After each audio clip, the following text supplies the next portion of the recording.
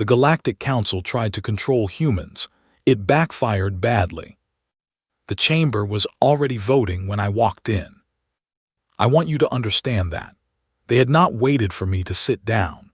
They had not offered a translation delay or a procedural pause. 47 species, represented by their finest diplomatic minds, had looked at the one empty seat at that long obsidian table and decided that the human could catch up later. My name is Kale Rin. I am 34 years old. I grew up in a small town in northern England where it rained 9 months of the year, and the biggest political drama anyone had ever seen was a dispute over a car park. I had a degree in xenolinguistics, a second one in interstellar law, and 6 months of training at the Earth Diplomatic Corps before they handed me a single carry bag and a comm badge, and told me I was humanity's attaché to the Galactic Council. 6 months. That was how long humanity had been a recognized species in the galactic community. I pulled out my chair as the final votes were being cast. The display board above the chamber lit up in uniform green, 47 in favor, 0 opposed, 1 abstention, which was logged automatically because I had not yet touched my voting panel. High Chancellor Vale Oru, a tall, silver-scaled Drassian who had held her seat for longer than my country had existed, looked down at me from her elevated chair with an expression I had already learned to read. It was the expression she used when something small and temporary was doing something she found mildly irritating. "Attaché Rin," she said, "the containment edict has passed. You will find the full text transmitted to your diplomatic channel." I opened the file on my panel. I read the first 3 paragraphs. Then I read them again, more slowly, because I wanted to be absolutely certain I was understanding what I was reading. The containment edict was 42 pages long. It was written in formal galactic standard, which reads like every sentence went through a committee before being allowed to exist. But buried inside that careful, measured language was a very simple idea. Humanity was to be restricted. Our colony ships would be limited to a narrow corridor of space, no wider than 100 light years. Our technology could not be exported to any other species without council approval, a process that took, on average, 11 years. Our interstellar travel permits would require renewal every 6 months, subject to behavioral review. And all of this would be enforced by a standing fleet of council vessels stationed at the edge of human-occupied space.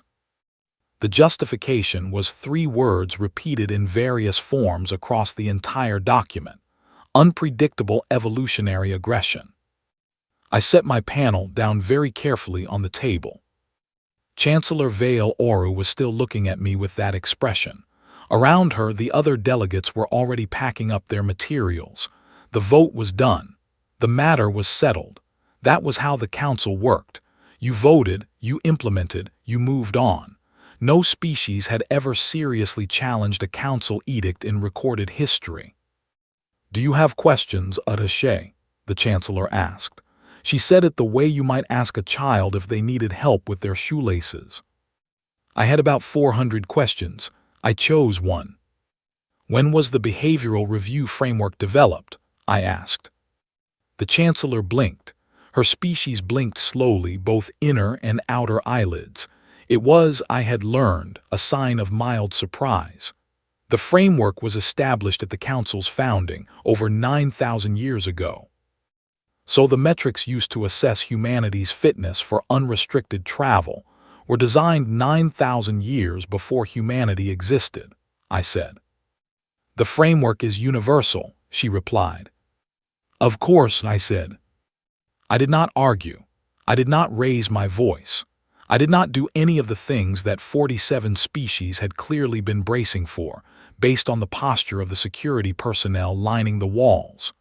I simply closed my panel, stood up, straightened my jacket, and said, very politely, that I looked forward to reviewing the document in full.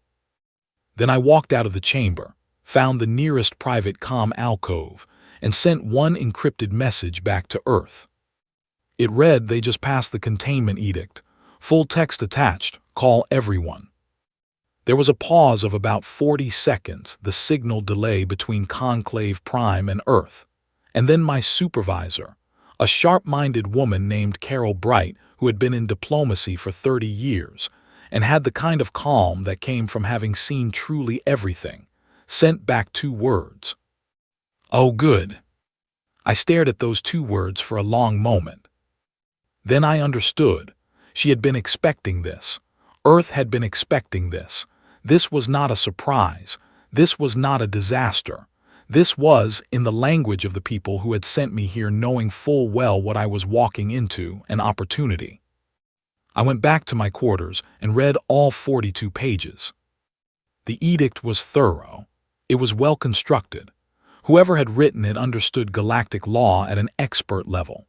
They had closed every obvious loophole, covered every standard avenue of appeal, and built in enforcement mechanisms that had worked against every species the Council had ever tried to contain. What they had not done, what they could not have done, because they had no reference point for it, was account for the specific and deeply human tendency to look at a closed door and immediately start thinking about windows. I made a list of every assumption the edict made about how a contained species would behave. There were 11 core assumptions. I numbered them carefully. Then, beside each one, I wrote a short note about why that assumption did not apply to us. Assumption 1. The contained species would not have the legal resources to mount a prolonged challenge. My note. Earth currently had more practicing lawyers per capita than any other known species. We had been arguing about rules for so long we had essentially turned it into a profession, a hobby, and occasionally a religion. Assumption 2. The contained species would not risk economic damage by defying the edict. My note. Humans had a long and well-documented history of accepting significant personal cost in exchange for the feeling of not being told what to do. Assumption 3. The contained species would be unable to find allies, as the Council's member species were bound by loyalty agreements. My note. We had been on Conclave Prime for 6 months. In that time I had personally shared meals with delegates from 14 different species, taught 3 of them card games, and fixed the translation software for the Vane delegation after their tech team had been struggling with it for a decade. People remembered things like that. Assumption 4. And this was the one that I kept coming back to, the one that told me everything about how the Council saw us. Assumption 4 was that the contained species would, ultimately, want to belong to the galactic community enough to comply. They thought we needed them. They had looked at humanity, 6 months out of isolation, one attaché in a chamber full of ancient powers, and concluded that we would do what every other species had done when faced with the weight of 10,000 years of galactic authority. We would quietly accept. We would work within the system. We would be grateful for the scraps of access they permitted. I sat back in my chair and thought about Earth, about the specific kind of planet it was, a world that had tried repeatedly to end us, ice ages that swallowed whole civilizations, plagues that tore through populations with no warning, every other predator on the food chain that had been bigger, faster, stronger, the storms, the volcanoes, the slow, grinding difficulty of just surviving on a planet that was indifferent to whether any particular species made it through the week. And through all of that, humans had not just survived. We had studied the ice. We had mapped the plagues. We had decided, collectively and individually and sometimes stubbornly against all available evidence, that the universe did not get to tell us no. The Council had spent 9,000 years learning how to cage dangerous things. They had never encountered anything quite as dangerous as a species that had spent its entire existence deciding that cages were simply engineering problems waiting to be solved. I finished my notes. I made myself a cup of tea. I had brought an embarrassing quantity of tea from home, and I sat by the narrow viewport in my quarters and looked out at the stars. Somewhere out there, 47 species were settling in for a quiet night, confident that the matter was handled. I sent a second message to Carol Bright. It said, Going to need the legal team, all of them. Her reply came back in 40 seconds, already on it. Get some sleep. I did not sleep for quite some time, but I did finish the tea. And somewhere in the long, quiet hours of that station night, I started drafting notes for what came next. The council had made their move. They had done it cleanly, legally, and with total confidence. They had no idea that they had just handed us exactly the opening we needed. The first council enforcement vessel arrived at the edge of human space on a Tuesday. I know it was a Tuesday because I was in the middle of a calm call with my mother, who wanted to know if I was eating properly when the alert came through. I told her I had to go. She told me to find a vegetable. I promised I would try. Then I switched channels and looked at what was sitting on our border. It was a Drassian patrol cruiser, sleek, gunmetal gray, about 3 times the size of anything Earth currently had in space. It was broadcasting a standard council enforcement signal, which translated roughly to, "You are aware of the edict, yes. This is a reminder. Please comply." Standing beside it, in a loose formation that was clearly meant to look casual and definitely did not, were 3 more vessels of different council member species. They were waiting for panic. I could tell, because every species the council had ever contained had panicked at this stage. The arrival of enforcement ships was designed to be psychologically significant. It was supposed to make the contained species feel the reality of their situation pressing in from all sides. I forwarded the alert to Carol Bright, and then opened a separate channel to the Earth Expeditionary Survey Division. "Morning," I said to the division coordinator, a cheerful man named Owen Clark who had been running survey missions longer than I had been alive. "How many ships do we currently have classified as active survey operations?" I heard him tapping through his records. 43, he said, although 6 of those are technically reclassified from colony missions because they filed amended purpose declarations last week. Amended to survey. Survey and cultural observation, he said. Very broad mandate, covers a lot of ground. And where are these 43 ships currently operating? There was a short pause. Distributed across a range of coordinates, Owen said, very carefully. That would technically place them outside the designated corridor as defined by the edict. When did they depart? 41 of them departed before the edict was ratified, he said. The other 2 departed in the 6-hour window between ratification and transmission, during which the edict had not yet been officially logged in the navigational registry. I thought about this. So they're operating in compliance with the rules that existed at the time of their departure. That is the legal interpretation our advisors have provided, yes. Good, I said, keep them out there.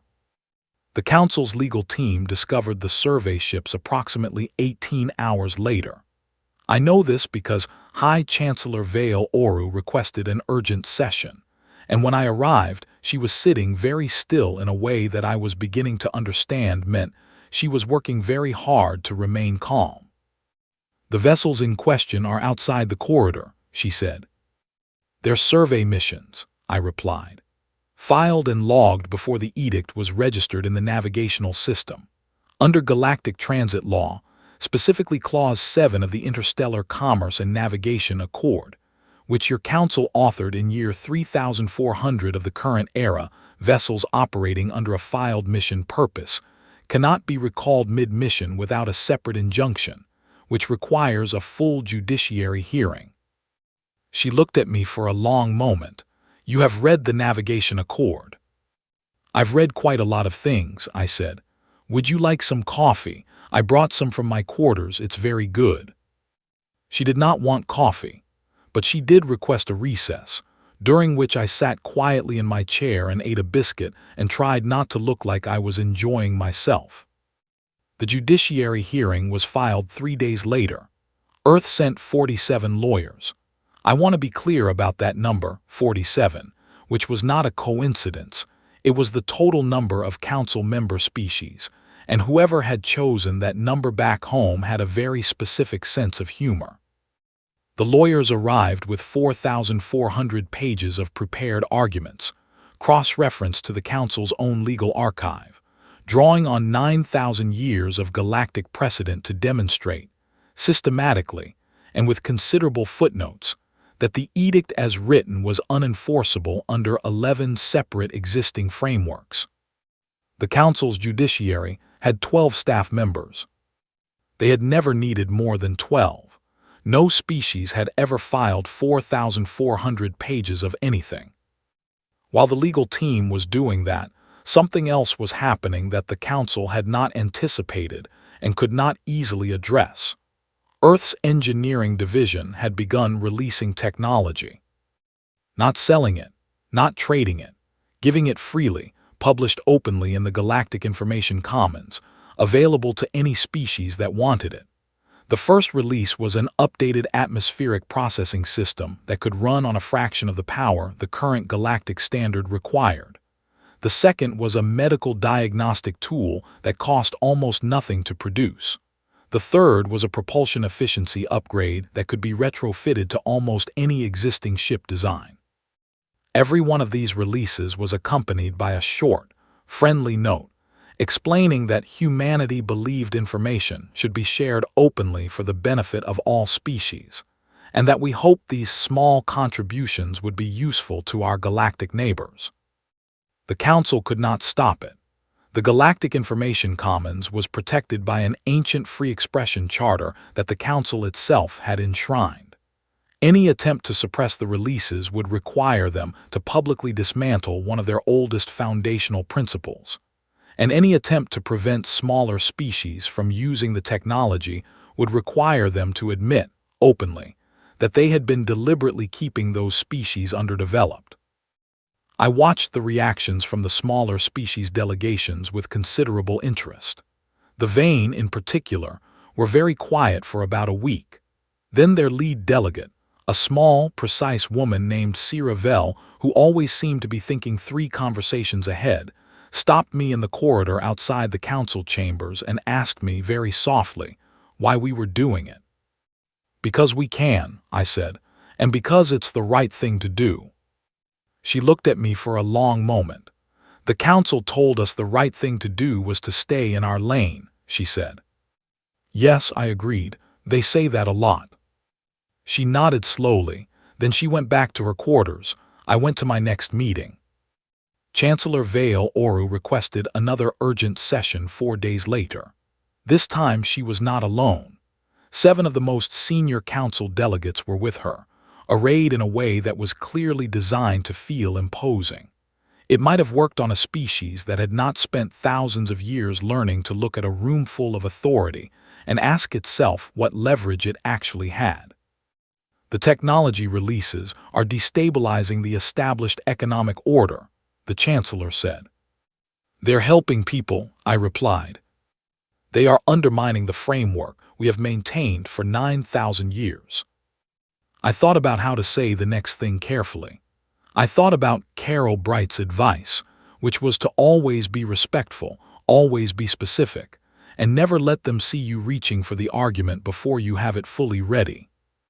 "Chancellor," I said, "with respect, a framework that requires the suppression of beneficial technology in order to survive is not a framework. It's a ceiling. And I think you know better than I do that ceilings only hold until someone figures out how tall they're allowed to be." The chamber was very quiet. The Chancellor looked at me with that slow blink again, but this time it was different. This time there was something behind it that I had not seen before. I did not have a word for it yet. Later, thinking back, I would recognize it as the first moment of doubt. Not in me. In the system she had spent 1,000 years upholding. I went back to my quarters that evening and called my mother. She asked how the vegetables were going. I told her I had found a pepper in the commissary and eaten half of it. She said that was something. I agreed, it was definitely something. Outside my viewport, the enforcement ships were still sitting at the edge of human space. They were still broadcasting their signal, but 3 of the smaller species vessels had quietly repositioned themselves, and their new headings, I noticed, ran parallel to our survey ships rather than the Council's patrol line. Small things, quiet things. But I had grown up watching rain for 9 months of the year. I knew how to read a change in the weather before it arrived. The sky was shifting. The only question now was how long the Council would take to notice it. Ravel knocked on my door at 600. That alone told me something significant had changed, because in 6 months of being stationed on Conclave Prime, no delegate from any species had ever knocked on my door before 900. The station ran on a loose version of Galactic Standard Time, which meant mornings were for quiet reflection and bureaucratic filing, not for unannounced visits from sharp-eyed vain diplomats who looked like they had been awake all night thinking. I opened the door with a mug of tea in my hand. She looked at the mug. I offered to make her one. She shook her head and stepped inside, and then she stood in the middle of my small sitting room and said, without any preamble at all, "We want to know how you do it." "Do what?" I asked. "Not be afraid," she said. I sat down. She did not sit. Ravel rarely sat in informal settings. I had noticed that she thought better on her feet. "We have been watching you for 6 months," she continued. "We watched you walk into that chamber for the vote. We watched you read the edict. We watched you leave without shouting, without threatening, without any of the things that species do when they are told they are being controlled. And then we watched what happened after." "The survey ships," I said. "The survey ships, the lawyers, the technology releases." She paused. "The coffee you offered the Chancellor." I almost smiled. That was genuine. It really is good coffee. "Kale," she used my first name. She had never done that before. The Vane have been under quiet movement restrictions for 300 years. Not an edict. Nothing written. Just a pattern of permit delays and route approvals that never quite came through. We accepted it because we believed it was the cost of membership. We believed that belonging to something large required giving up certain things. "And now?" I asked. She finally sat down.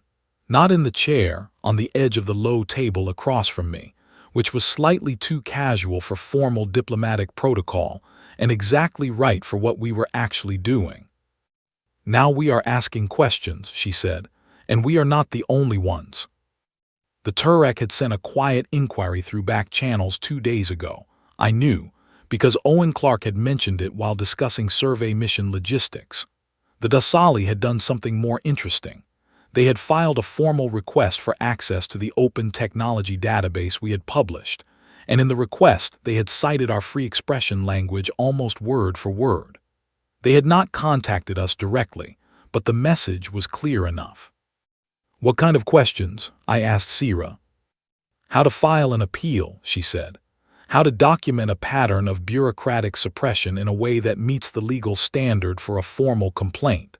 How to use the information commons without triggering a review. How to," she paused, choosing the next word carefully, "how to organize." I drank my tea. This was the moment I had known was coming. In the way you know a wave is coming before it reaches you, you can feel it in the change of pressure, in the way the air moves. I had been careful, in everything I had done since the edict passed, to stay on the right side of a very specific line. Humanity could challenge the rules that affected us. We could share technology freely. We could offer legal assistance to our own delegation. But there was a line between defending ourselves and actively recruiting other species into a coordinated effort against the Council. And crossing that line without proper footing would hand the Council exactly the justification they wanted to escalate. I had thought about this line a great deal. "I can't organize anything," I said carefully. "That's not what this conversation is." Ravel nodded immediately. She had expected that answer. "But," I continued, "I do hold cultural exchange sessions on Tuesday and Thursday evenings, open to any delegate who wants to attend. We've been working through some human games, some language exchange, a little bit of history. Very informal. I have heard about these sessions, she said. The Thursday one this week is going to cover some basics of human legal philosophy, I said. The concept of standing, who has the right to bring a case, the doctrine of proportionality in enforcement, some historical examples of how information sharing changed political outcomes on Earth. I looked at her steadily. Very educational, no agenda whatsoever. She held my gaze for a moment, then she said, I will attend. Bring whoever you like, I said. 23 delegates showed up that Thursday. I had expected maybe 8. I set out extra chairs and started a second pot of coffee and tried very hard not to look surprised. The room contained representatives from the Vane, the Turak, the Dasali, 2 species I recognized but had not yet worked with closely, the Arvin and the reed-thin, soft-spoken Merle, and in the back corner, looking like she had arrived independently and would prefer everyone to believe that, a junior delegate from one of the Council's own member species, a Dracian named Fen Oru, who was, I happen to know, the High Chancellor's niece. I taught them about standing. I taught them about the doctrine of clean hands, which holds that a party seeking justice must not themselves be acting unjustly. I told them about the suffragette movement on Earth, and about civil rights, and about a man named Gandhi who had understood instinctively that the most powerful tool against an unjust system was forcing that system to publicly be itself. I did not draw any direct parallels to the Council. I did not need to. After the session, C. Ravel stayed behind to help me stack the chairs. We worked in comfortable quiet for a few minutes. The Turak delegate, she said finally, without looking at me. Aran Ven. He wants to do what you did with the technology releases. There is agricultural science his people have developed over 4 centuries that could help 6 other species in the outer systems. The Council has been classifying it as strategic information. The Information Commons protects published research, I said. Yes, she said, we know that now. 3 days later, Aran Ven published 600 years of Turak agricultural research in the Information Commons. It was the largest single scientific release in the Commons history. The data hit the network and immediately began propagating across 11 species research institutions. The Council convened an emergency session. And then something happened that had genuinely never happened before in 9,000 years of Council history. C. Ravel asked to speak. She stood at the floor of the chamber, not at her delegation's table, but at the central floor, the speaking position reserved for formal addresses, and in a quiet, steady voice that carried absolutely no anger and therefore no ammunition for anyone who might want to dismiss it as emotional. She said that the Vane wished to formally document a pattern of route permit delays spanning 300 years, and that under the doctrine of proportionality, as articulated in the Council's own foundational charter, they were requesting an independent review. The chamber went so quiet that I could hear the ventilation system. I looked across the room at Fen Oru, the young Dracian delegate in the back corner. She was watching her chancellor with an expression I recognized from the mirror. It was the expression of someone who had just seen the world reorganize itself into a shape they had not expected, and who was very quickly deciding which version of themselves they wanted to be in response. The High Chancellor looked at C. Ravel for a long time. Then she looked at me. I looked back at her pleasantly, with no expression at all. The request is noted, the Chancellor said. The session is adjourned. Walking out, Owen Clark fell into step beside me through the comm channel. He was relaying from Earth, monitoring the proceedings. Well, he said. Yes, I agreed. She spoke, he said. 300 years and she spoke. She needed to know someone had done it first, I said. And now, I thought about the 23 delegates in that small room, about the published agricultural research rippling through 11 species databases, about Fen Oru sitting in the back corner deciding. Now it's not about us anymore, I said. It stopped being about us the moment C. Ravel stood up at that floor. This is bigger than the edict now. The council changed the shape of what was possible when they passed that edict. They just didn't realize they were changing it for everyone. Owen was quiet for a moment. Then, the Chancellor's going to push back hard. I know, I said. Are you ready for that?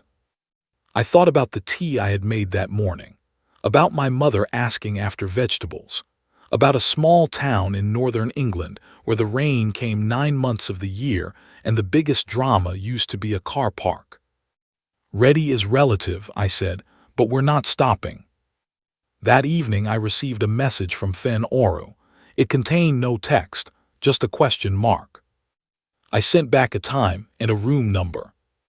Thursday, 1900. Bring chairs if you have them.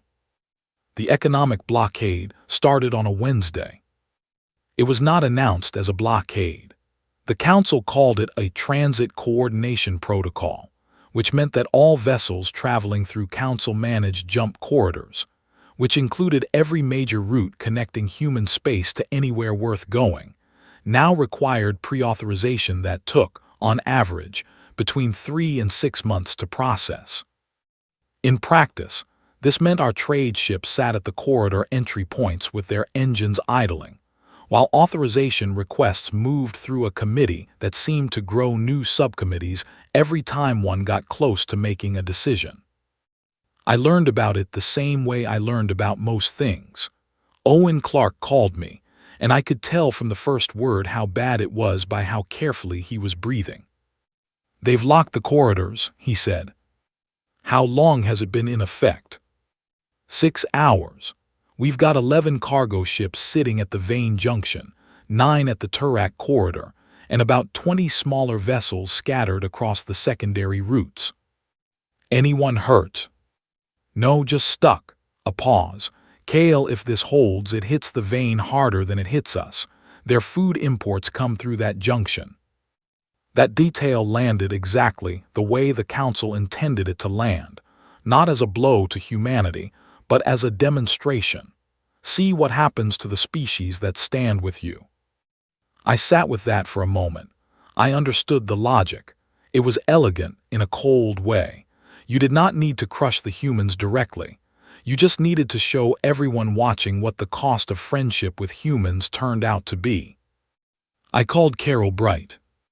She picked up on the first ring, which meant she had been waiting. I see it, she said. They're using the Vane as the pressure point, I said. Yes. So we solved the Vane problem first, I said. Agreed. She was already moving. I could hear typing, other voices in the background. The engineering team has been running numbers on the secondary routes. There are 4 unmapped jump corridors in the outer systems that don't pass through council infrastructure. Raw, unregistered, nobody's filed navigational claims on them. Are they safe? Functional, a little rough. You'd want a good pilot. How soon can we have them mapped and shared? 48 hours for the mapping, publishing to the navigation commons after that. Do it, I said, and publish them open access. No claims, free to anyone. She paused. That's a significant strategic resource to give away. It's not giving it away, I said. It's making it worthless for the council to sit on the main corridors. If every species has free access to alternate routes, the blockade stops being leverage. Another pause, then Carol said simply, I'll start the clock. 48 hours later, 4 new jump corridors were published in the Galactic Navigation Commons, fully mapped, fully annotated, free to any vessel in the galaxy. The press release, because Earth had learned quickly that how you framed something mattered enormously, explained that these corridors had been discovered during routine survey operations, and that humanity was pleased to contribute to the expanding knowledge of safe travel routes for all species. Inside 12 hours, the first Vane cargo ship had tested the new route and reported clean passage. Inside 24 hours, the Turek had sent a convoy of 9 vessels through a second corridor. Inside 48 hours, 8 other species were quietly rerouting their trade through the new paths. The blockade was not defeated. It simply became irrelevant. I requested a private meeting with High Chancellor Vale Oru on the third day. She agreed, which surprised me slightly. I had expected her to decline to send a junior official to put some distance between herself and whatever was about to be said. Instead, she met me in a small room on the station's upper level, a room with a wide viewport looking out at the stars, 2 chairs and nothing else. No aides, no recording staff, just her and me. She was already seated when I arrived. She looked, for the first time since I had known her, tired, not in a physical way. In the deeper way, the way that comes from spending a very long time holding something up and beginning to feel, for the first time, how heavy it is. I sat down across from her. We both looked at the stars for a moment. "The corridors," she said. "Yes. You gave them away." "Shared them," I said. "There's a difference." She turned to look at me. Her silver scales caught the starlight in a way that made her look, briefly, like something from a very old painting. "Why aren't you afraid of us?" she asked. It was a genuine question. No diplomatic framing, no strategic distance. She actually wanted to know. I thought about lying. Not seriously, I am not built for comfortable lies, but I thought about giving her a polished answer, something quotable and forward-facing. Instead, I heard myself saying something true. "I grew up on a planet that tried to end us about 100 times," I said. "Ice ages that buried civilizations, plagues that had no cure, predators that were faster, stronger, and better equipped than us for most of our history." I looked at the stars. The planet wasn't malicious. It wasn't trying to destroy us specifically. It was just a very difficult environment, and surviving it required us to become very good at finding solutions to things that looked impossible. The Chancellor was quiet. "The first time humans encountered something too big to outrun," I continued, "we made traps. The first time we encountered a disease we couldn't cure, we quarantined and adapted and eventually figured out what the disease wanted and denied it that. The first time we encountered a force we couldn't defeat directly, we found the angle it hadn't accounted for." I looked at her. "You are extraordinarily powerful. The Council commands resources and authority that humanity won't match for generations. But you were never going to be the most frightening thing we had ever faced, because you have rules. You have procedures. You have a framework, 9,000 years old, that tells you exactly how situations like this are supposed to go. And that framework is, with respect, the most readable thing about you." She looked at me for a long time. "What do you want?" she asked. "The same thing I wanted when I sat in that chamber and read the edict," I said. "Fairness. Real fairness, not the kind that requires certain species to stay small so the framework holds together. Humanity wants to be part of this community. We want to contribute to it. We are, I think you have noticed, quite good at contributing, but not as a contained variable, not as something to be managed." The Chancellor turned back to the window. Outside, I could see the distant light of the patrol ship still sitting at our border, smaller now, symbolically, against the backdrop of what had happened in the past weeks. "The Council will not simply dissolve itself," she said. "I'm not asking it to," I said. "I'm asking it to grow. Those are different things." She was quiet again for a long time. Then she said, "You mentioned fairness. What does that look like specifically, to you?" I pulled out my panel. I had been carrying a document on it for 3 weeks, adding to it in spare moments, refining it, checking it against every relevant charter and precedent I could find. It was 16 pages long. It had been reviewed by 31 people on Earth, including 8 of the lawyers who were still cheerfully buried in the judiciary. "This is a starting point," I said, and I sent it to her. She looked at her own panel as the document arrived. She read the first page. Her inner eyelids flickered. "You already had this prepared," she said. "We are very good at drafting things," I said. She read for a long time. I sat across from her and watched the stars and drank the small flask of tea I had thought to bring and did not rush her. When she finally set down her panel, her expression was something I had not seen on her before. Not quite acceptance, not quite resistance. Something between them, the expression of a person who has spent a very long time believing the map they carry is accurate, and who has just noticed something the map does not account for. "I will need to bring this to the senior council," she said. "Of course. There will be opposition." "I'd be surprised if there wasn't," I said. "But I think you've also noticed, over the last several weeks, that opposition is not the same thing as an insurmountable obstacle." She looked at me one more time. "Attaché Rin," she said. "Kale," I said, "please." She paused, then, "Kale, how old are you?" 34. She was quiet for a moment. "I have been in this chair for 600 years, she said. "And in that time, I have seen 43 species join this council. I have seen the framework bend and hold. I have believed, genuinely believed, that the way we had built this community was the best possible way." "I know," I said. "And you have been here for 8 months. 7 months and 12 days, I said. She made a sound that, if she had been human, I would have called a tired laugh. 7 months and 12 days, she repeated, and nothing is the same. I thought about how to answer that. About the survey ships and the lawyers and the open corridors and the Thursday sessions and C. Ravel standing on the council floor and Fen Oru sending a question mark in the dark. "Things were already changing," I said. "We just gave them somewhere to go." She stood. I stood.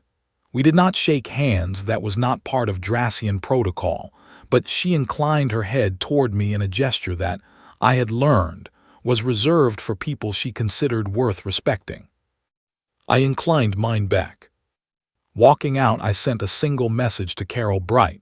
"She has the proposal. She's reading it seriously." Carol's reply took 40 seconds. It said, "Then it's already working." I walked back through the station corridors, past the chamber where 8 months ago I had sat alone and read 42 pages about why humanity needed to be contained, past the alcove where I had sent my first message home, past the door of the small room where 23 delegates had crowded in to learn about standing and proportionality, and a man named Gandhi. I stopped at a commissary window and bought a pepper. I ate it on the way back to my quarters. It was not very good, but I had promised my mother, and a promise is a promise. The repeal session was scheduled for a Thursday. That was not my doing. The council set the date through their own procedural calendar, but when I saw it, I thought about the Thursday sessions in that small room, the stacked chairs and the cold coffee, and the 23 faces becoming 30 and then 41. And I thought that some things arrange themselves with a kind of quiet rightness that you cannot plan for and can only notice. I dressed carefully that morning, not in the formal diplomatic uniform that Earth had issued me, a stiff, over-designed thing that made me look like I was attending my own trial, but in something simple and clean, the kind of clothes that said I am here to work, not to perform. Carol Bright had taught me early that the most powerful version of a human in a room full of ancient authority was one who did not seem to need the authority's approval to feel comfortable in their own skin. I arrived before most of the other delegates. The chamber was quiet in the early hour, the overhead lights still at their dimmed morning setting, the long obsidian table empty and polished to a mirror shine. I sat in my seat, the same seat where 8 months ago I had read the edict for the first time, and I placed my panel on the table and looked out at the room. In 8 months this chamber had become familiar to me. I knew its acoustics, the way sound moved from the floor to the elevated seats. I knew which ventilation duct hummed slightly off rhythm on cold mornings. I knew that the recording pickups in the northwest corner were slightly more sensitive than the others, which was why the Drassian delegations always subtly angled toward them when they wanted to make sure something was captured cleanly. I knew who sat where and what their body language meant, and which delegates had started attending my Thursday sessions, and which had stopped attending because they'd decided to hold their own sessions, and which were still undecided, watching from a careful distance. I knew this room.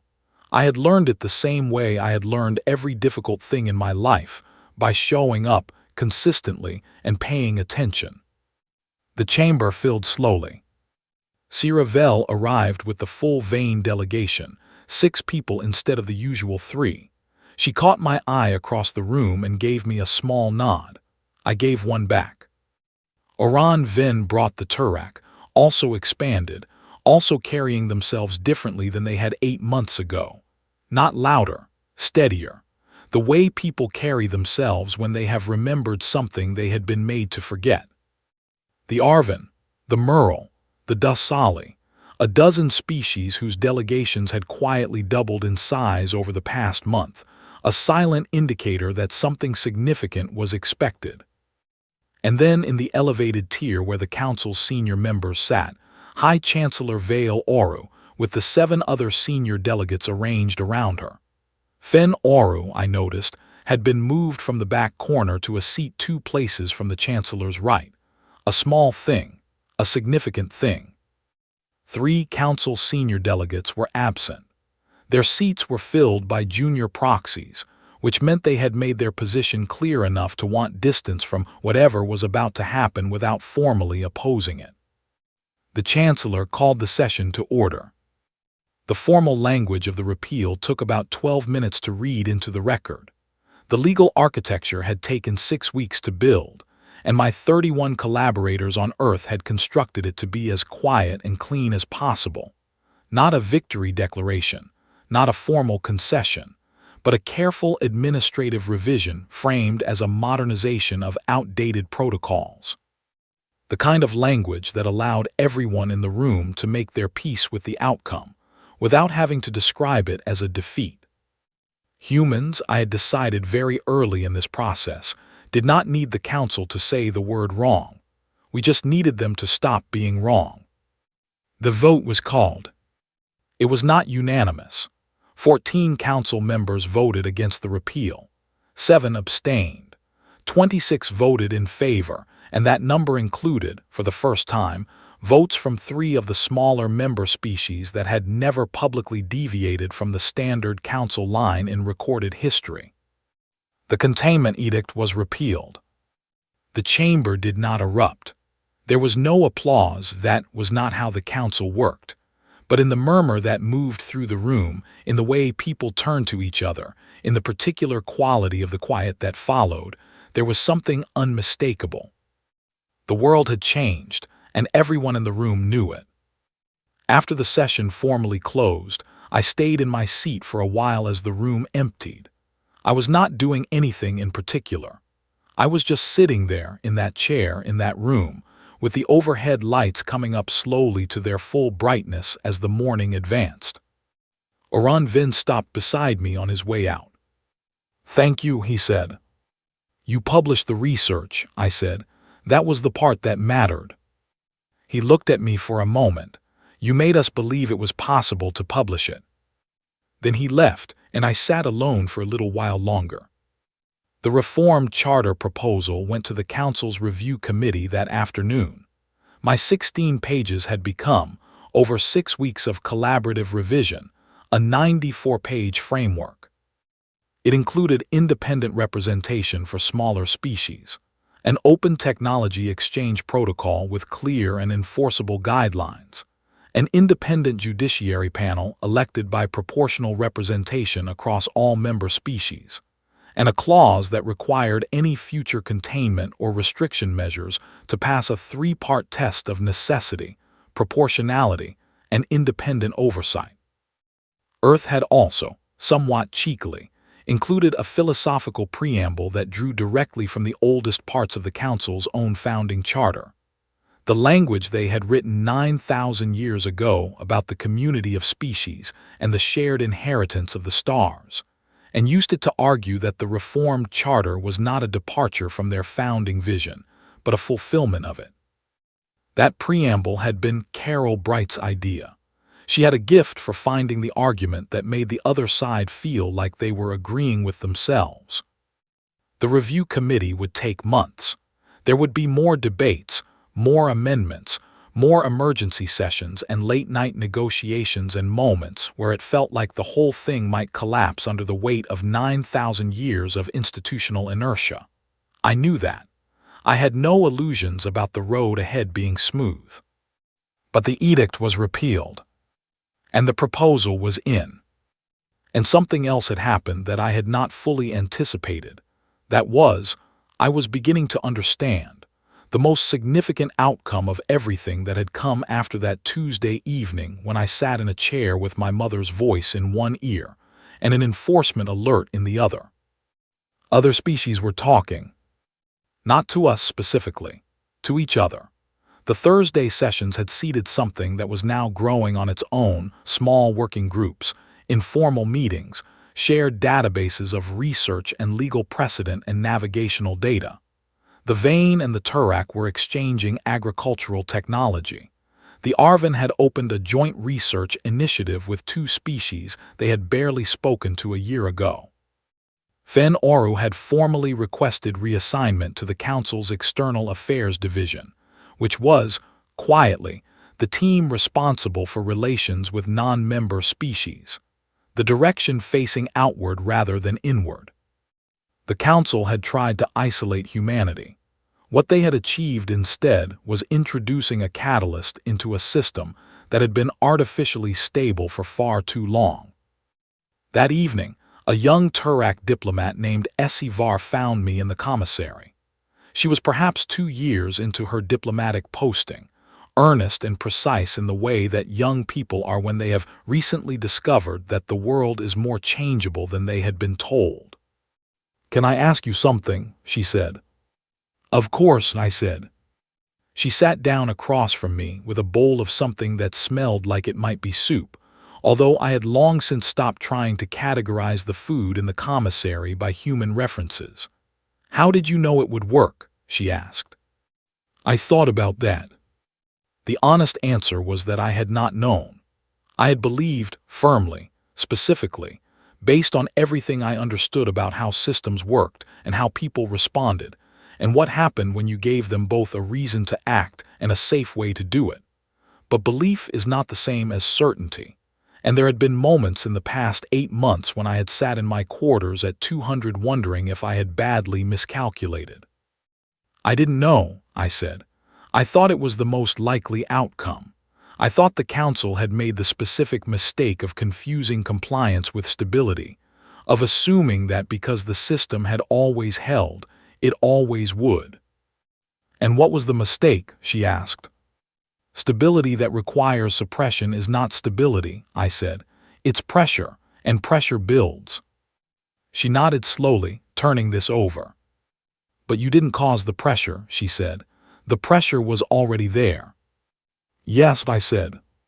"You just," she paused, working for the word. "Found the door," I said.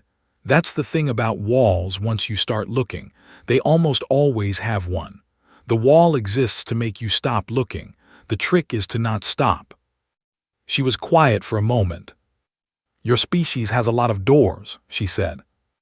"We have a lot of people who refuse to believe a wall is final," I said, "which amounts to the same thing." She went back to her soup.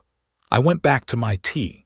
Outside the commissary viewport, the stars were the same stars they had always been, the same ones I had looked at on my first night aboard the station, sitting alone in my quarters after reading 42 pages about everything humanity was not allowed to do.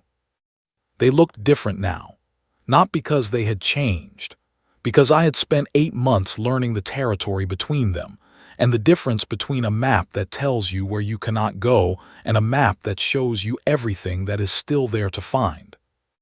I thought about the edict, about the specific arrogance of trying to contain a species by making rules, as though humans had not spent their entire existence rewriting rules that turned out to be wrong.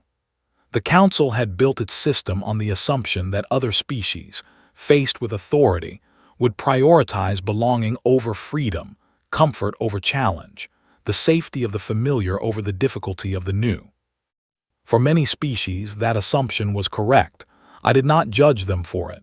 Different histories produce different instincts.